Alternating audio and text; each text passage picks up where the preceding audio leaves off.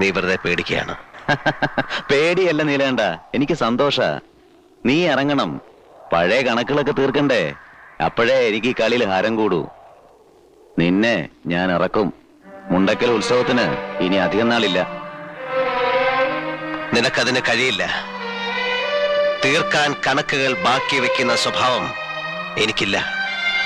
അങ്ങനെ ആയിരുന്നുവെങ്കിൽ തളർന്നു പോയി കയ്യിൽ ഒരു കത്തി കെട്ടി വെച്ച് ഞാൻ വന്നനെ മുണ്ടക്കിടെ വാതിലും ചവിട്ടി തുറന്ന്. പഴയ നീലകണ്ഠനെ മറക്കാൻ ഞാൻ തന്നെ ശ്രമിക്കുക. ഓർമ്മിപ്പിക്കാൻ നീ വെറുതെ ശ്രമം നടത്തണ്ട. ചേരാ, നീ പോ.